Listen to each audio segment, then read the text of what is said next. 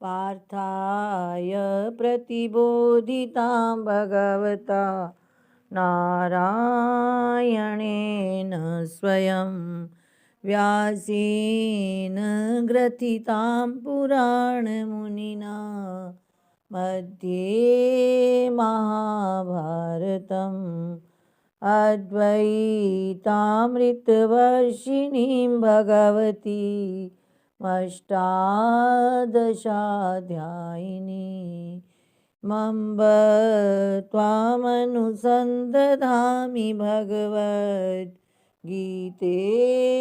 भवद्वेषिणी गीते भवद्वेषिणी। हरे नमः। श्रीमद्भगवद्गीताथ नवमोऽध्यायः। अष्टमे नाड़ी द्वारेण 8वें अध्याय में जो प्रसंग चला था, सुषुम्ना नाड़ी के द्वारा धारणा योगा सगुण उक्तः।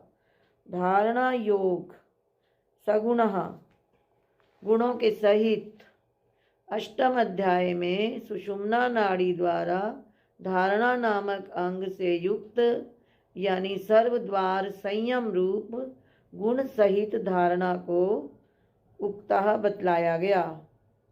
तस्य च फलम और उसका फल अग्नि अर्ची आदि क्रमेण कालांतरे ब्रह्म प्राप्ति लक्षणमेव अनावृत्ति रूपम निर्दिष्टम। और उसका फल अग्नि अर्ची आदि क्रम से, ये मार्गों के नाम है, कालांतरे कुछ समय के पश्चात फिर उसे ब्रह्म की प्राप्ति होती है, इस प्रकार का लक्षण बतलाया गया। और अनावृत्ति रूपम निर्दिष्टम, जहाँ से फिर वापिस नहीं लौटना पड़ता, ऐसा निर्दिष्टम बतलाया गया। तत्र अनेनैव प्रकारेण, उस विषय में अब इसी प्रकार से मोक्ष प्राप्ति फलम अधिगम्यते। मोक्ष की प्राप्ति, जो मोक्ष प्राप्ति ज्ञान का फल है, उसकी प्राप्ति यानी कैसे होती है, इसी क्रम से मोक्ष प्राप्ति फलम अधिगम्यते, मोक्ष की प्राप्ति का फल प्राप्त होता है। न अन्यथा, अन्यथा प्रकार से नहीं, दूसरे किसी प्रकार से मोक्ष की प्राप्ति नहीं हो सकती। क्या नहीं हो सकती? तत् आशंका व्याविवृत्सया, इस आशंका को दूर करने की इच्छा से अब भगवान बतलाते हैं। यानी किसी को ये शंका हो जाए कि क्या मोक्ष की प्राप्ति इसी प्रकार से ही होगी, तो क्या और कोई मतलब इसी प्रकार से ही मोक्ष प्राप्ति रूप फल मिलता है, अन्य प्रकार से नहीं, तो इस आशंका को व्यावृत्सया हटाने के लिए, निवृत्त करने के लिए इस अध्याय को प्रारंभ किया जा रहा है। श्री भगवान उवाच इदं तु ते गुह्यतमं प्रवक्ष्याम्यनसूयवे ज्ञानं विज्ञानसहितं यज्ञात्वा मोक्षसे शुभात्।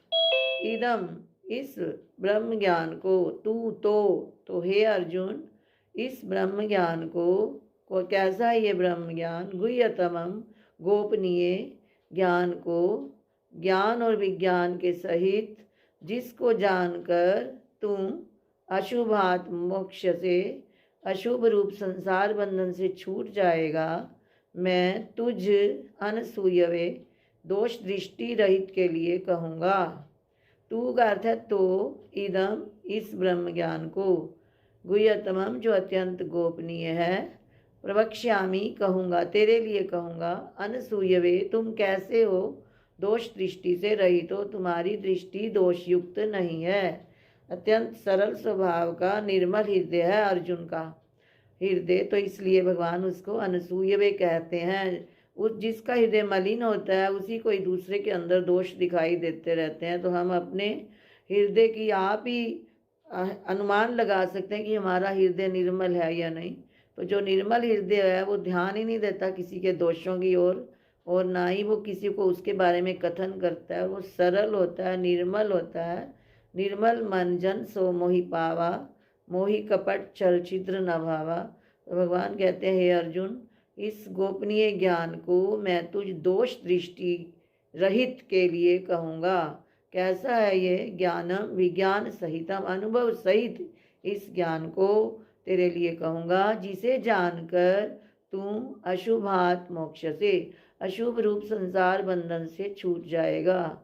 इदम ब्रह्म ज्ञान, अब इसका भाष्य, इदम ब्रह्म ज्ञानम, यह ब्रह्म ज्ञान, वक्ष्यमाणम, जो आगे कहा जाएगा, उक्तम च पूर्वेषु अध्यायेषु, और जिसे पिछले अध्यायों में भी कहा गया, तद बुद्धौ सन्निधिकृत्य, उसको बुद्धि में रखकर, इदम, इस शब्द का प्रयोग किया गया है। इदम, यह कहा गया है कि पिछले अध्याय में भी जो कहा गया उसको भी बुद्धि में रख, और आगे जो कहूँगा उसको भी ध्यान से सुन। इसलिए इदम शब्द पिछले अध्यायों के ज्ञान के लिए भी आया है और आगे जो कहा जाएगा उसके लिए भी आया है। तो इदम शब्द का प्रयोग स्पष्टीकरण कर रहे हैं भाष्यकार भगवान। इदम अर्थात ब्रह्म ज्ञान, जो आगे कहा जाएगा और जो पिछले अध्यायों में कहा गया है, उसको तू अपनी बुद्धि में समाहित करके रह, इसलिए ऐसा इदम शब्द का भगवान ने प्रयोग किया है। तू शब्दों विशेष निर्धारणार्था, तू जो निपात है यानी अव्यय है, तू निपात विशेष निर्धारण के लिए आया है, यानी विशेष, जिसकी जो ज्ञान विशेष हो। इदम एव सम्यक ज्ञानम, यही ब्रह्म ज्ञान ही सम्यक ज्ञान है, यथार्थ ज्ञान है, और यही ब्रह्म ज्ञान साक्षात मोक्ष प्राप्ति साधनम, साक्षात मोक्ष की प्राप्ति का साधन है। वासुदेवा सर्वमिति, क्या ज्ञान है ये कि सब कुछ परमात्मा ही है। आत्मई वेदम सर्वम, अब ये तो स्मृति वाक्य आया गीता का, अब आगे श्रुति वाक्य दे रहे हैं कि आत्मा ही, सब कुछ आत्मा ही है। चांदोग्य उपनिषद में एकमेव अद्वितीयम, एक अद्वितीय परमात्मा ही है, उसके सिवाय दूसरा कुछ है ही नहीं। इत्यादि श्रुति स्मृतिभ्यः, इत्यादि श्रुति और स्मृति वाक्यों में इस ब्रह्म ज्ञान के बारे में ऐसा कहा गया है। ना अन्यत, अन्य किसी प्रकार से नहीं। जो अन्य प्रकार से जानता है वो उनके लिए बतलाते हैं। अत, और ये जो अन्यथा विदु, दूसरी प्रकार से जानते हैं।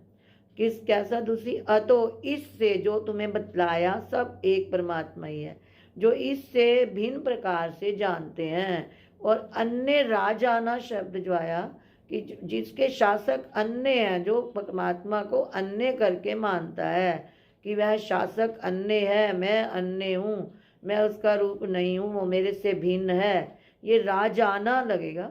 अन्य राजाना, जो परमात्मा को अन्य राजा या शासक रूप से मानते हैं, ते क्षय्य लोका भवन्ति, वे विनाशी लोकों को ही प्राप्त होते हैं।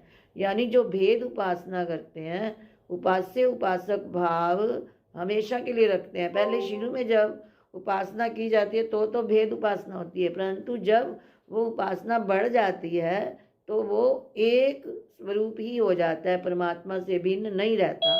परंतु जो उसको ना जानकर भेद बुद्धि से अन्य राजाना यानी शासक जो है वो अन्य है, मैं अन्य हूँ, इस प्रकार से जो उस परमात्मा की भेदभाव से उपासना करते हैं, वे विनाशी लोगों को प्राप्त होते हैं। इत्यादि श्रुति भ्यश्च, इत्यादि श्रुतियों में भी ऐसा ही कहा गया है।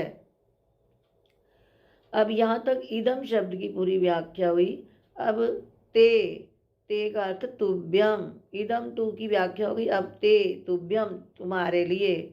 युष्मत् शब्द की चतुर्थी में तुभ्यम आता है, तुम्हारे लिए।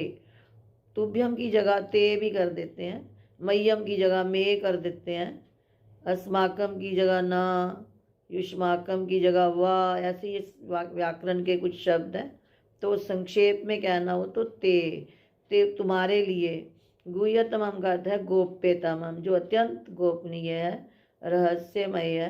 प्रवक्ष्यामि, कथिष्यामि, कहूँगा। अनसूयवे, असूया रहिताय, तुझ दोष दृष्टि से रहित भक्त के लिए मैं उस गोपनीय ज्ञान को भली प्रकार कहूँगा। प्रवक्ष्यामि, किम तत्, वह क्या ज्ञान है, कैसा है। किम तत्, वह है क्या, ज्ञानम, ज्ञान है। किम विशिष्टम, किस विशेषण से युक्त है, यानी कैसी विशेषता है उसमें। विज्ञान सहितम, वह विज्ञान के सहित। अनुभव से युक्त, अनुभव के सहित उस ज्ञान को तेरे लिए कहूँगा। यज ज्ञानम ज्ञात्वा, जिस ज्ञान को जानकर, ज्ञात्वा का अर्थ है प्राप्य, मोक्ष से छूट जाएगा। अशुभात संसार बंधनात्, अशुभ संसार रूप बंधन से तू छूट जाएगा।